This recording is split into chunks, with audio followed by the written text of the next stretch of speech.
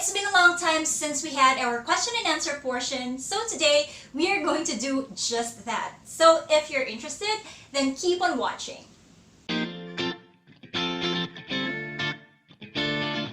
Before we start, make sure you have already subscribed to the YouTube channel. Just click the red subscribe button below if you want to learn more content about career, BPO tips, and work-life balance. So let's dive right into the first question. I have my trusty notebook right here.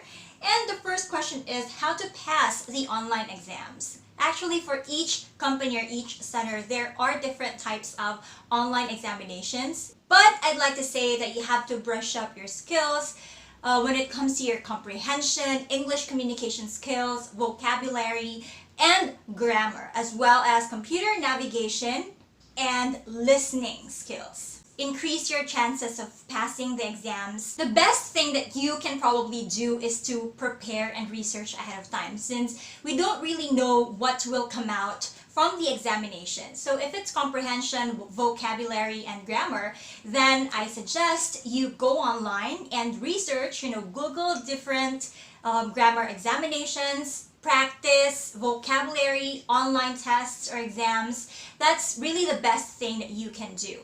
Someone asked about teamwork.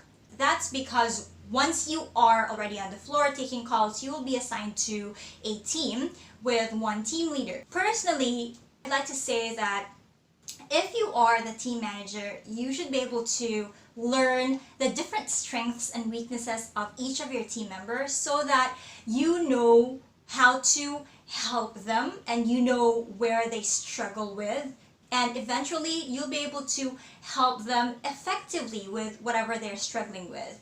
And once you already know the personalities of the different team members, you'll also be able to get them to work as a team depending on their strengths and their weaknesses. And you as a team member, of course, there are times when you don't like your team leader, your manager, or your supervisor. There are also times when you won't like your teammates, but you are in the workplace, and as much as you'd like to work with the people you like or you love, you really cannot choose the people you work with. So you have to be civil and you have to be professional with everything.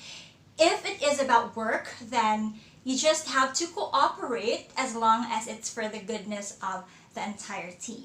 Can you have sample mock calls for telco? So telco or telecommunications accounts are one of the most common programs or accounts here in the Philippines. So it's pretty much like Globe, Smart, or Sun Cellular here in the Philippines if you'd like to compare it to the local accounts. And I think I already have one sample mock call. You can just check it on my homepage. All my videos are arranged in playlists. In fact, one of the most viewed sample mock calls that I have was the sample CSAT call for an irate customer. And before you comment, make sure that you have actually watched the video from the beginning, because there was a disclaimer and there's also a disclaimer on the pinned comment. A lot of the people who commented on that video just assumed that it was a real mock call, when in fact it was a scripted mock call and it was meant to be a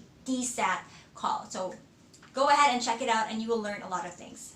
I'll have more sample mock calls, so watch out for them.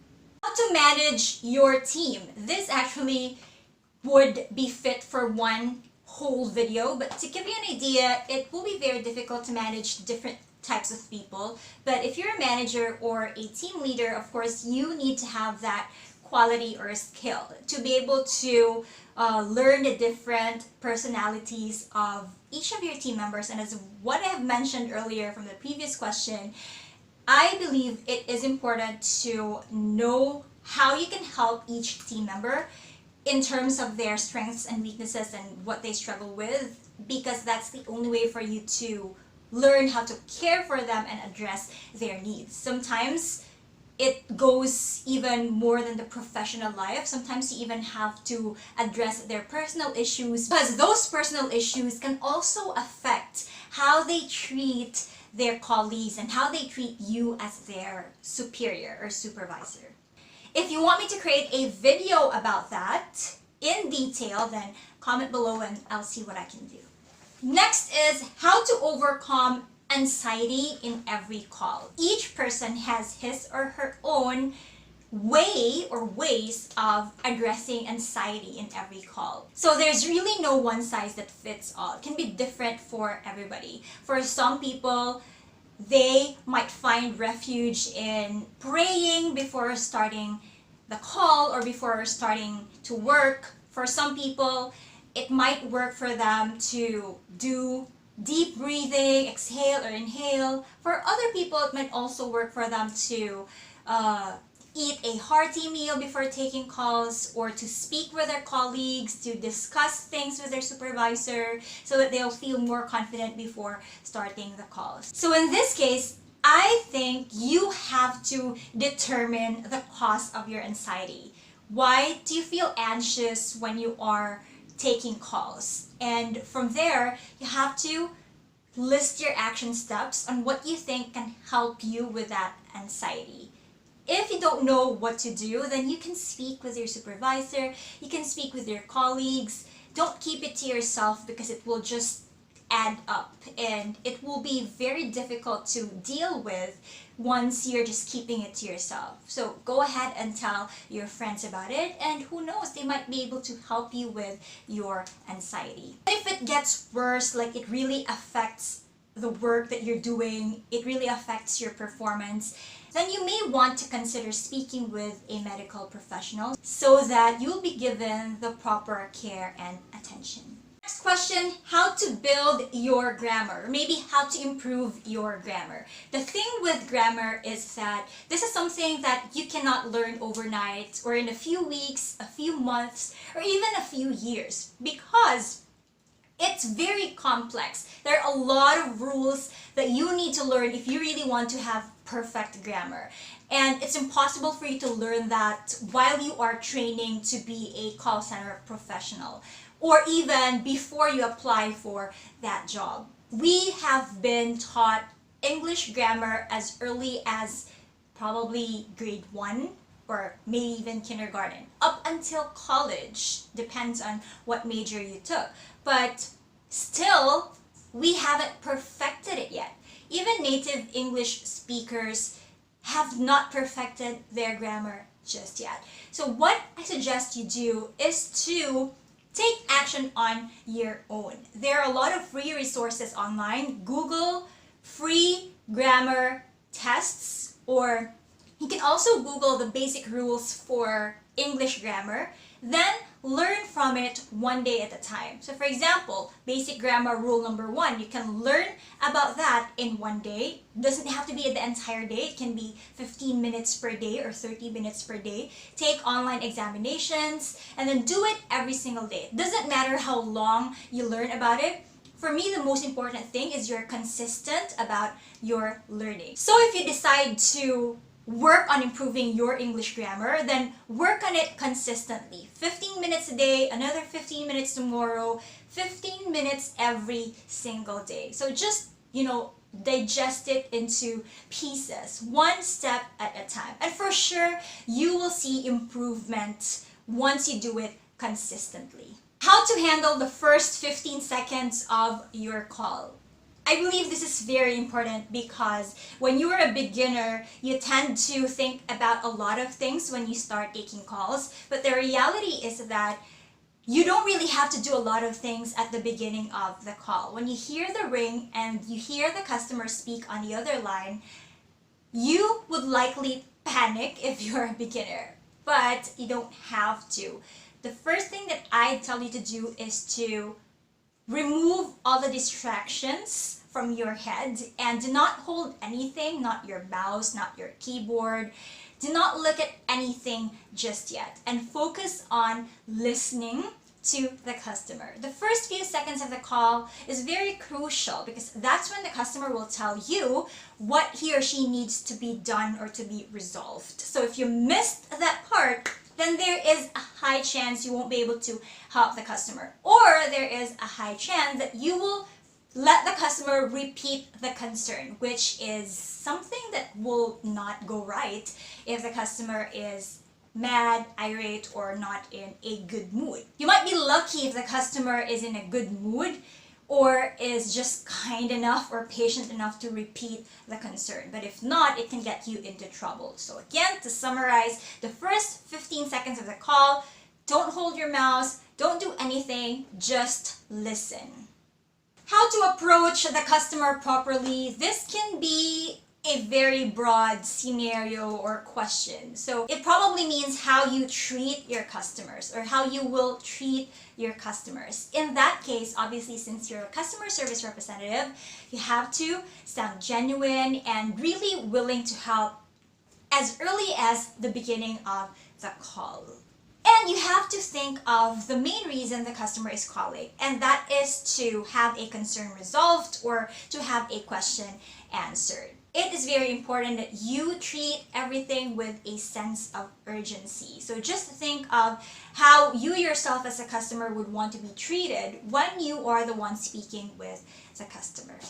And I have several videos about customer service skills. You can also check that out on my playlist. Just check out the home tab of my YouTube channel. Now, I have a few questions here about rebuttals to persuade customer, how to handle resistance, or how to handle objections. Mainly, these questions are for sales accounts or outbound calls, meaning you are the one calling out. It could also be for upselling or products or services that you're offering to your customers. Now, I have mentioned this before. I haven't really worked in a long time for a sales account. I've worked in a sales account. It's a telemarketing company for 1 month. So I don't have very solid experience when it comes to that. But one thing that I remember is that you have to focus on the benefits of the products and the services that you offer. So if the customer has a rebuttal or has something to object against your statement, then you should be prepared with the best ways to introduce your product or the best benefit that will really help the customer make an informed decision or make a decision to purchase your product or your service. But don't worry, because very, very soon I am going to make a series of videos about sales and outbound accounts. I just need to fix the schedule of the people I'm going to interview for that project. So stay tuned. Next is how to know if you're getting a CSAT in a call. CSAT or customer satisfaction, or maybe CSAT survey, customer satisfaction survey. Obviously, this is mainly for customer service accounts. And each company has its own way of recording your customer satisfaction survey. For example, right after the call. So it's going to be a recording right after the call, and the customers are asked to answer some questions about the service of the agent who assisted him or her. And in our case, that time, you will know right away that you have a survey because it will be automatically recorded. Sure, there are email surveys that might be sent days after the call or right after the call. There are also text surveys that probably will be sent right after the call. So it can be different for each account. But I think that did not answer the question, because the question is really how to know if you're getting a CSAT in a call. Most likely, you will not really know exactly whenever you will be getting a CSAT survey or not, because it depends on your system. It also depends on the guidelines or policies of your account. Like for some accounts, all calls that are recorded have surveys right after the call, but not all customers might answer the survey. They might just leave and end the call right away. So you won't really know, even though each call has a survey questionnaire at the end. For some, like in my case, we use a system again, but there's really no way for agents to know if it's a survey call or if they're going to get a CSAT survey, because even though there is a trick or there's a workaround, again, it always depends on the customers. Like, it's their prerogative if they want to leave a survey or not. How to avoid feeling overwhelmed during training. I understand that it's really overwhelming because everything that you have to learn you have to learn is going to be taught in a very tight schedule.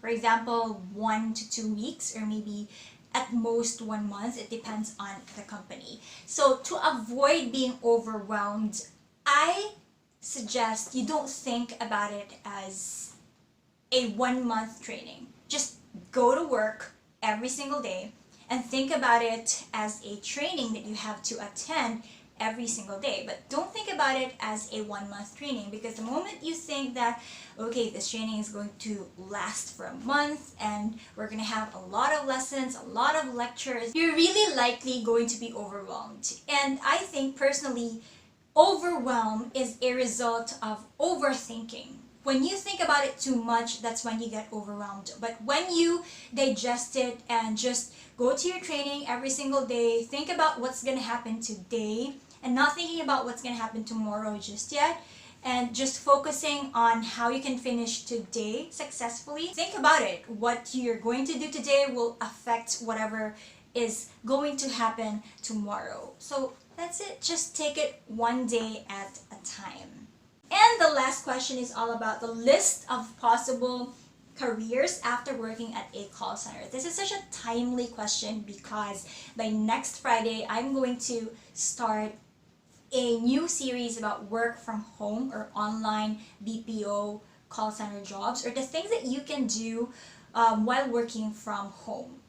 And I'm not sure if that is something that will interest you, but I think it's a very good opportunity to know more about how to start working from home, especially if you already have an experience in the BPO or call center industry. It's really a game changer. So if you want to know more about that, then watch out for my next video. I'm going to tell you how I started with the work from home job that I have currently. And from there, let's see what will happen. So I guess I will see you on my next video. Thank you so much for watching. And if you haven't subscribed yet, don't forget to subscribe, like this video if you want, and comment below if you have other questions and I'll try to answer that. Thank you so much again, and see you next time.